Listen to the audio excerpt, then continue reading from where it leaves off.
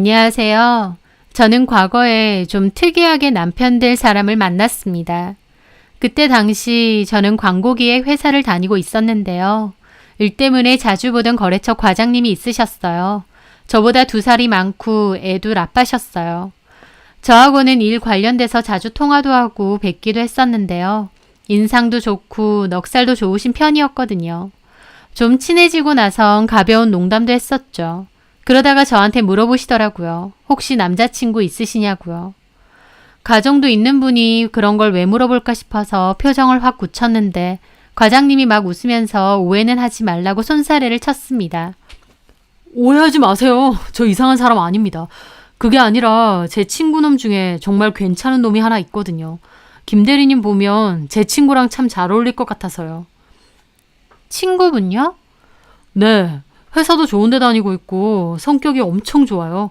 둘이 만나면 말도 잘 통하고 괜찮을 것 같아서 제가 다리 좀 놔드릴까 하는데 어떠세요?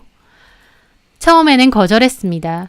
아무리 친한 거래처 직원분이라고 해도 그래도 회사 관련된 사람하고 개인적으로 알고 지내고 싶지는 않았거든요. 저는 좋게 거절했는데 그분은 한번 가볍게 만나나 보라고 재차 권하시더라고요. 계속 거절하는 것도 좀 그래서 그냥 큰 의미 없이 밥이나 한 끼 같이 하겠다고 했습니다. 그렇게 거래처 과장님의 소개로 그 남자를 만나게 된 거였어요.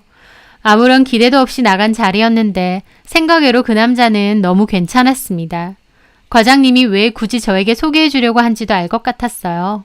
왜냐면 그 남자와 저는 대화도 정말 잘 통하고 공통사도 많고 성격적으로도 비슷한 부분이 많았거든요. 가볍게 만난 자리였지만 그 남자와 저는 서로 호감을 느끼게 되었고 결국 사귀게 되었습니다. 2년간의 연애 끝에 결혼도 하게 되었고요. 사랑하는 사람과 꾸리는 가정이다 보니 결혼 생활에 대한 기대도 컸습니다. 예쁜 아이를 낳아서 오손도손 잘 살고 싶었죠. 하지만 결혼 생활 2년이 지나가도록 아이가 생기지 않았습니다. 저는 하루라도 빨리 아이를 갖고 싶었는데 아이가 생기지 않으니 몹시 초조하더라고요. 결국 남편과 대화 끝에 난임센터에 가기로 했습니다. 저도 나이가 적지는 않으니 더 늦기 전에 확실한 방법으로 임신을 해야겠다 결심했거든요. 게다가 제가 회사 스트레스도 워낙 많고 그 때문에 몸이 너무 약해지고 안 좋아져서 애가 안 생기는 원인도 있었거든요. 그래서 회사도 퇴사하기로 했습니다. 더 늦기 전에 아이를 가지는 게 먼저라고 생각했거든요. 남편도 그러자고 했고요. 그렇게 임신 준비를 열심히 했는데 임신에 대해서 남편도 초반에는 저만큼이나 적극적이었어요. 병원에 가는 날이면 회사 반차까지 쓰면서 저를 차로 태워주고 또 병원 가는 날짜도 다 기억했죠. 그런데 어느 순간부터 남편은 조금씩 달라졌습니다.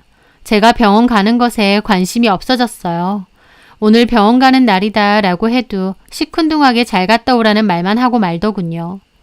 섭섭하지 않았다면 거짓말이겠지만 한편으론 이해했습니다. 남편도 충분히 지칠 수 있으니까요. 하지만 제가 진짜 섭섭한 건 그런 게 아니었어요. 그맘때 남편이 눈에 띄게 변해갔는데 그 사람의 마음이 변해간다는 게 진짜 섭섭한 일이었습니다. 게다가 남편에게선 자꾸 못 보던 옷이며 구두 같은 것도 보였어요. 저는 산 적이 없는데 낯선 물건들이 생겨나더라고요. 수상한 향수 냄새도 나고 어쩔 땐 와인바 같은 곳의 명함이 주머니에 들어있기도 했죠. 물어보면 남편은 회식이다, 친구들 만나서 갔다 대충 둘러댔습니다. 남자들끼리 와인바를 가는 게 흔한가 싶기도 했고 부쩍 달라진 남편의 행동을 보며 의심이 자꾸만 생겨났어요.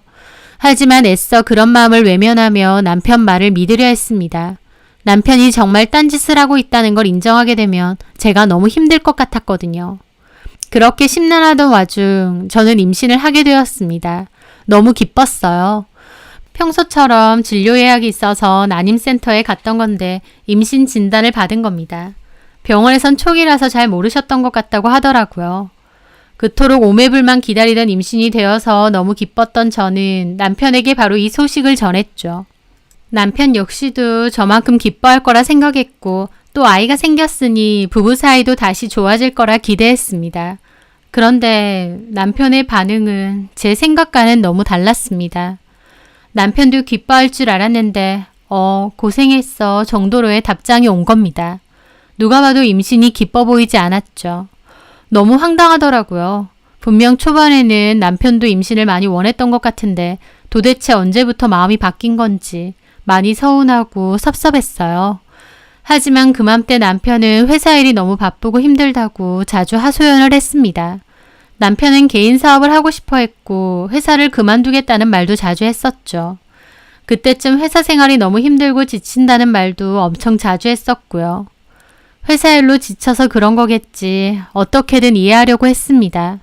하지만 그런 걸 감안하더라도 남편은 눈에 띄게 임신을 반가워하지 않았습니다. 검진도 한번 같이 간 적이 없고 함께 아이 초음파를 본 적도 심장 소리를 들은 적도 없었어요.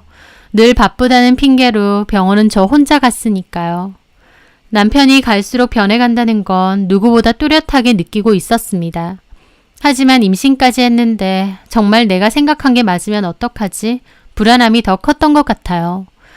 그렇게 계속 고민만 하고 미룰 수 없었던 저는 제 눈으로 직접 확인하기로 했습니다. 남편이 새벽 넘어서 집에 돌아온 날 술에 골아떨어진 남편을 확인하고 주차장으로 내려가 블랙박스를 확인했어요. 그리고 알게 되었죠. 남편에게 정말 여자가 있다는 것을요.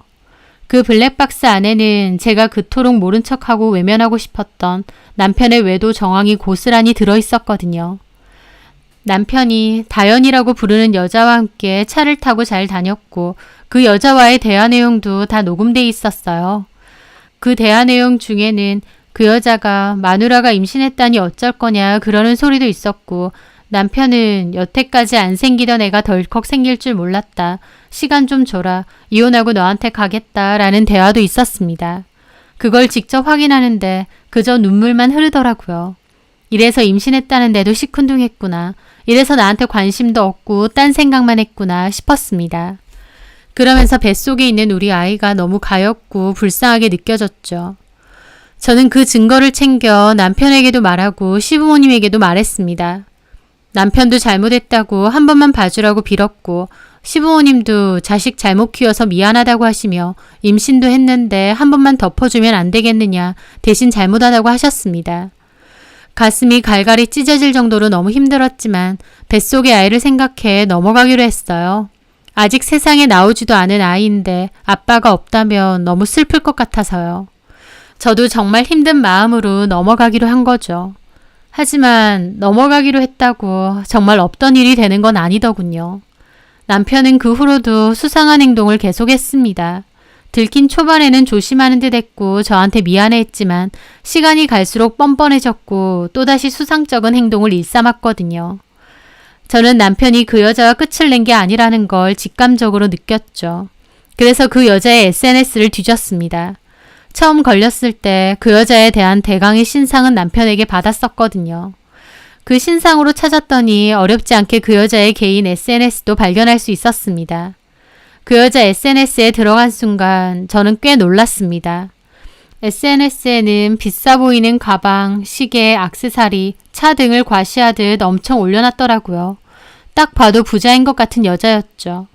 이렇게 돈도 많아 보이는 여자가 뭐가 아쉬워서 유부남을 만날까 참담하더라고요. 그런데 제가 진짜 기함한 사진은 따로 있었습니다. 그 여자가 가장 최근에 올린 사진은 다양한 반찬들이 가득 들어있는 반찬통 사진이었거든요. 거기에는 예비 시부모님이 바쁜 나를 위해 만들어주신 정성 가득 반찬들 잘 챙겨 먹을게요 라고 되어 있었습니다.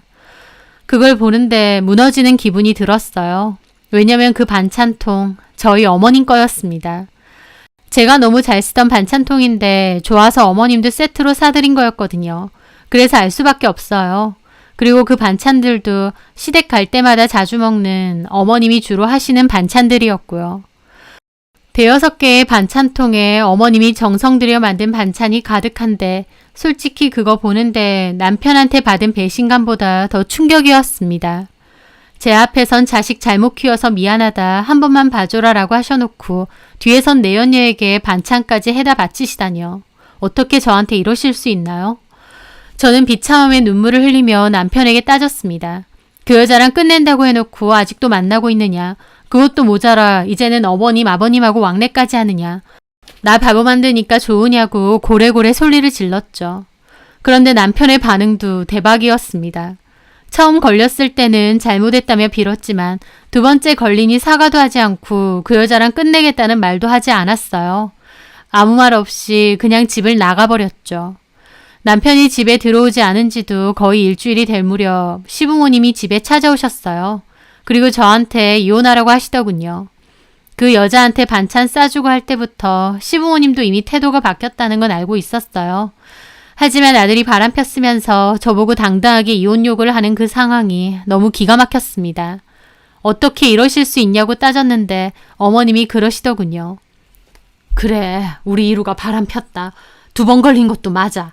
처음에 그 난리를 치고 헤어졌는데도 못 있겠다고 저렇게 또 만난다더라. 그거 보니 어쩔 수 없는 인연인가 싶기도 하고. 인연이요? 불륜에 무슨 인연이요? 저렇게 서로 못 헤어지겠다 하는데 난들 어떻게 하니? 우리가 안 말려봤겠니? 안 말리셨잖아요. 그 여자한테 반찬까지 해다 바치셨잖아요. 해다 바쳐? 말하는 싸가지 봐. 이제 아주 막장으로 나가겠다 이거야?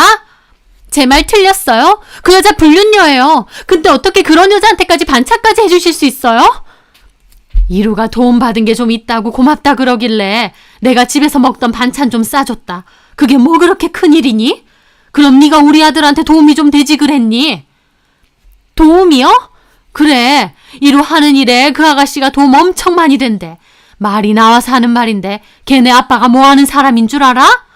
뭐 하는 사람인데요? 뭐 하는 사람이길래 어머님이고 아버님이고 불륜녀를 이렇게 싸고 도세요? 말하는 뻔세 봐라. 저러니까 이루도 질리지. 아버님! 너네 친정하고는 비교도 안 되게 돈 많고 잘 나가는 집안 딸이라더라. 우리 이루 사업하고 싶어하는 거 너도 알지? 그런 쪽으로 얼마나 도움이 많이 되는 줄 알아? 말이야 바른 말이지. 그런 든든한 처가댁 있으면 우리 이루도 얼마나 좋아. 근데 너는 뭐야? 맞벌이로 열심히 일해도 뭐할 판에 임신 피계로 일 낼름 그만두고 집에서 놀고 먹었지? 우리 이루 돈이나 써대면서. 이러니까 비교가 안 돼? 저 입이 떡 벌어지더라고요. 아무리 팔은 안으로 굽는다고 하고 어머님 아들 일이라고 하지만 바람핀 아들하고 불륜녀 두둔한다고 가만히 있는 저를 이렇게 몰아세우고 비난해도 되는 건가요? 임신을 위해서 일 그만둔다고 한 건 시부모님도 그렇게 하라고 하신 일이었고 충분히 상의 끝에 내린 결정이었습니다. 그런데도 이제 와선 저를 나무라시더군요. 시부모고 뭐고 진짜 이 사람들은 사람도 아니구나 싶었습니다. 분명 잘못은 남편과 그 여자가 있는데 그 여자 친정이 잘 살고 부자라는 이유로 남편에게 금전적으로 사업적으로 도움이 될 수 있다는 이유로 저를 무슨 짐짝처럼 너무 쉽게 져버리시더군요. 살면서 그렇게 비참했던 적은 없었습니다. 학창시절에 공부 열심히 했고 졸업 후엔 직장 열심히 다녔고 대단한 성공은 없었어도 제 앞가름 잘하며 나름 잘 살고 있다고 생각했어요. 그런데 저희 친정이 그만큼 부자가 아니라는 이유로 금전적으로 남편에게 도움이 되지 못한다는 이유로 시부모님과 남편은 너무 쉽게 저를 버리고 그 여자한테 홀랑 갈아타려고 하더라고요. 그 일이 너무 충격이었던 저는 식사도 잘 하지 않고 눈물만 흘렸습니다. 그러다가 결국 피가 비치게 되었고 유산까지 하게 되었습니다. 아이까지 잃게 되니 정말 눈앞이 컴컴하더라고요. 행복하려고 한 결혼인데 이렇게까지 낭떠러지로 떨어질 수 있나 싶었습니다. 이런 저의 사정을 다 아는 주변에서는 차라리 아이를 잃은 게 다행이라고도 했습니다. 어차피 남편하고 이혼도 생각하는 마당에 아이가 있으면 더 힘들어진다고요. 저도 남편과 계속 살 생각은 없었고 뱃속의 아이 걱정이 가장 큰 것도 맞았지만 잘 크고 있던 아이가 저 때문에 그렇게 됐다고 생각하니 죄책감도 몹시 컸어요. 초반에는 저도 남편과 시부모가 너무 괘씸해서 절대 이혼 안 해주려고 했습니다. 누구 좋으라고요. 하지만 아이까지 잃고 나서는 마음을 바꿨어요. 저 인간 같지도 않은 사람들과 끝을 내야겠다 결심했거든요. 제가 계속 버티다가 협의혼 해준다고 하니까 시부모나 남편도 쌍수 들고 환영했습니다. 집은 애초에 반반으로 한 거다 보니 똑같이 나누기로 했습니다. 별개로 외도 증거가 다 있다 보니 남편과 그 여자 상대로 상간소송은 무조건 하겠다고 했는데 시부모와 남편이 그보다 더 많은 위자료를 줄 테니 소송은 하지 말고 합의를 보자고 하더라고요. 처음에는 싫다고 거절하고 계속 진행했는데 소송 기간도 자꾸 늘어지고 빨리 끝이 안 나더라고요. 남편 쪽에서도 자꾸 합의를 했으면 하고요. 저도 하루라도 빨리 그 집과 인연을 끊고 싶었고 또 위자료도 제가 명시한 것보다 더 준다고 했으니 그 편이 낫겠다 싶어 결국 합의를 했습니다. 그 남자는 돈 많은 여자 물었다 이건지 위자료도 돈으로 해결하려고 하더라고요. 그리고 소송 도중에 회사 그만두고 그 여자 도움받아서 사업 시작하는 이야기도 들었죠. 나쁜 것들이 더 잘 먹고 잘 살 거라 생각하니 속이 쓰렸지만 받을 거 받고 빨리 끝내는 게 제 정신건강에 더 이로울 것 같았습니다. 그렇게 저는 재산분할과 위자료를 받고 그 남자와는 갈라서게 되었어요. 아예 그 남자는 잊고 내 인생이나 열심히 살자 다짐했죠. 다시 재취업을 하려고 노력했는데 그 와중에 전 회사에서 연락이 왔습니다. 다니는 도중에는 참 힘들었지만 제가 찬밥 더운 밥 가릴 처지도 아니고 또 저를 다시 찾아주는 게 고마워서 재입사하기로 했어요. 그렇게 회사에 다시 다니게 되었고 남편과는 친구 사이는 거래처 과장님하고도 다시 보게 되었습니다. 그분은 전 남편과 그 내연녀가 곧 결혼한다는 이야기를 전해주더군요. 저는 그 사람 이야기는 궁금하지 않으니 더는 안 전해주셔도 된다고 말씀드렸죠. 그 과장님은 저한테 미안하다고 자기 친구지만 참 못된 인간이라고 괜히 소개시켜줘서 저 볼 면목이 없다고 하면서 앞으로는 전 남편 얘기는 안 하겠다 하더라고요. 그 뒤로 정말 한 번도 전 남편 얘기는 한 적이 없고요. 그렇게 다시 회사를 다니며 제 삶은 조금씩 되찾아가고 있을 무렵이었습니다. 이혼하고 1년 반 정도 지났을까요? 그 과장님이 일 때문에 저희 회사에 왔다가 저한테 그러는 겁니다. 저기 김대리 혹시 그 얘기 들었어요? 뭔 얘기요? 김대리가 이루 얘기하는 거 싫어하는 건 아는데 이건 김대리가 들어도 나쁘지 않은 얘기예요. 그 사람 얘기예요? 네. 뭐길래요? 뭐 벼락이라도 맞았대요? 비슷하죠 뭐. 그렇게 과장님이 들려주는 전 남편의 근황은 놀라웠습니다. 과장님이 말한 대로 전 남편은 그 불륜녀랑 결혼을 했다고 했습니다. 그 여자는 제법 큰 물류회사 대표의 딸이라고 했는데 정확히는 숨겨진 딸이라고 했대요. 본처의 딸이 아닌 정부의 딸이요. 그래서 떳떳하게 밖으로 드러내지는 못하지만 아버지가 물질적인 도움은 다 주는 그런 상황이었다고 했답니다. 전 남편 친구들도 본처 버리고 바람나더니 부자 여자 물어서 팔자 피었다는 소리도 많이 했대요. 전 남편은 회사도 그만두고 사업을 한다고 했는데 그 불륜녀가 주변에 사람도 많이 소개시켜줬답니다. 그런데 나중에 보니 그 모든 게 전부 사칭이었다고 합니다. 그 물류회사 대표의 숨겨진 딸도 아니었던 거죠. 대담하게도 대표 딸인 척하고 속이고 다녔고 그 길로 인맥 만들고 사람 만나고 투자 명목으로 돈도 엄청 뜯어냈다네요. 그걸로 사치스러운 생활도 이어나가고요. 거짓말이 너무 자연스러워서 속은 사람이 한두 명이 아니랍니다. 어쩌면 그 불륜녀 본인도 나중에는 자기가 대표의 숨겨진 딸이라고 믿는 정도였대요. 자기가 한 거짓말을 본인도 믿을 정도였던 거죠. 온갖 소송에 다 걸려서 지금 재판 중이고 피해자도 많아서 무거운 실형이 나올 거라고 하더라고요. 그 회사 측에서도 사칭 문제는 절대 그냥 못 넘어간다고 법적으로 대응한다고 했다더군요. 민사고 형사고 줄줄이 소송당한 거죠. 저는 그 말을 듣는데 정말 경악스럽더라고요. 나도 듣고 진짜 놀랐다니까요. 우리도 그 여자 몇 번 봤거든요. 머리부터 발끝까지 명품으로 휘두르고 이루한테도 많이 사주고. 근데 그것도 알고 보니까 다 명품도 아니고 짜가가 더 많았답니다. 이루도 잘 몰랐다는데 그 말을 누가 믿어요. 어찌됐든 부부인데. 이루까지 같이 경찰 조사 다니고 있다니까요. 저는 그 말을 듣는데 참 어안이 벙벙했다가 나중에는 사이다 100개 마신 것처럼 그렇게 속 시원할 수가 없더라고요.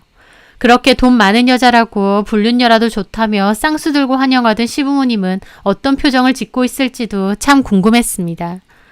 직접 못 보는 게 한이 되더라고요. 게다가 아무리 그 여자가 사기에 능하다고 해도 한 입을 덮고 같이 산 부부였는데 전 남편은 진짜 그 실체를 몰랐을까 궁금하기도 했습니다. 속았어도 한심하고 알고서도 같이 동조했으면 그건 더 나쁜 거고요. 하여튼 저는 이제 그 사람들과 아무 상관이 없다 보니 멀리서 불구경하는 심정으로 팝콘을 튀기며 고소했죠. 어떻게 보면 그 사기꾼 여자하고 참 잘 어울리는 사람이 저희 전 남편이고 전 시부모님이 아닌가 싶더라고요. 과장님은 제가 이혼한 것에 자기 책임도 있는 것 같아서 항상 미안했대요. 아무리 친구라고 해도 그런 짓을 저지른 전 남편이 너무 괘씸하게 느껴지기도 했고요. 그래서 친구들 다 같이 모이는 모임 아니면 개인적으로는 따로 연락도 안 하고 잘 안 받다는데 이 일 터지고 나서 가장 먼저 저한테 알려줘야겠다 싶었답니다. 저도 과장님께 그랬죠. 저한테 미안하실 필요 없다고. 그 남자 결혼까지 한 건 내 선택이고 그 누구도 강요한 게 아니라고 말이죠. 남편의 배신으로 마음이 너무 힘들 땐 누군가를 대신 탓하고 싶기도 했어요. 하지만 어찌됐든 결국 선택은 제가 한 거고 그 대가도 제가 감내해야 된다는 생각은 변함없습니다. 그래서 그 과장님에 대한 원망도 없었고요. 다만 전 남편 쪽박찼다는 속 시원한 후일담을 과장님을 통해 듣게 되니 그거 하나는 좋더라고요. 제가 한 선택에 대해 제 스스로 감내하고 받아들였듯이 전 남편이나 시부모도 그런 사기꾼 여자를 며느리로 또 아내로 받아들인 건 자기들이 감당해야 할 몫이겠죠. 아들하고 바람피는데도 반찬까지 해다 날랐던 그 정성으로 감옥과 며느리에게 사식도 넣어주고 계속 정성 쏟으셨으면 합니다. 그렇게 좋아하던 새며느리니까 그 정도는 하시겠죠. 전 남편도 저 배신하고 우리 아이까지 유산하게 만들면서 선택한 새사랑이니까 그 마음 변치 않고 옥바라지 열심히 했으면 합니다. 저는 그 사람들 홀가분하게 제 머릿속에서 덜어내고 앞으로의 제 앞길만 보고 살려 합니다. 제 사연 들어주셔서 감사합니다.